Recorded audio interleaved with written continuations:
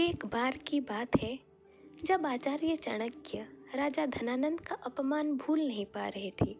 उनकी शिखा की खुली गांठ हर पल एहसास कराती थी कि धनानंद के राज्य को अति शीघ्र नष्ट करना है। चंद्रगुप्त के रूप में एक ऐसा होनहार शिष्य उन्हें मिला था जिसको उन्होंने बचपन से ही मनपूर्वक तैयार किया था। अगर चाणक्य प्रकांड विद्वान थे तो चंद्रगुप्त भी असाधारण और अद्भुत शिष्य थे।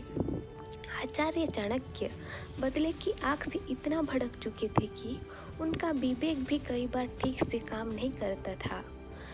चंद्रगुप्त ने लगभग 5000 घोड़े की छोटी सी सेना बना ली थी। सेना लेकर उन्होंने एक दिन भोर के समय ही मगध की राजधानी पाटलिपुत्र पर आक्रमण कर दिया।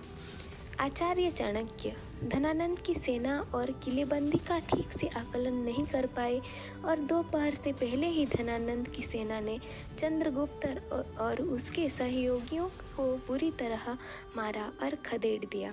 चंद्रगुप्त बड़ी मुश्किल से जान बचाने में सफल हुए। चाणक्य भी एक घर में आकर छुप गए। पास ही में एक दादी अपने पोते को खाना खिला रही थी। दादी ने उस दिन खिचड़ी बनाई थी। खिचड़ी गरम गरम थी। दादी ने खिचड़ी के बीच में छेद करके गरम गरम घी डाल दिया था और घड़े से पानी भरने गई थी।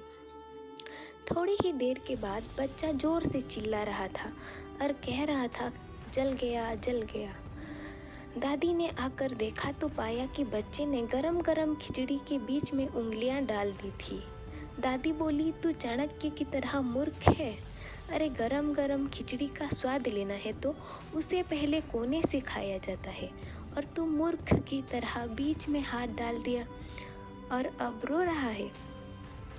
चाणक्य बाहर निकल आए, दादी के पांव छुए और बोले, आप सही कहती हैं कि मैं मूर्ख ही था, तभी तो राज्य की राजधानी पर ही पहले आक्रमण कर दिया और आज हम इस परिस्थिति में हैं।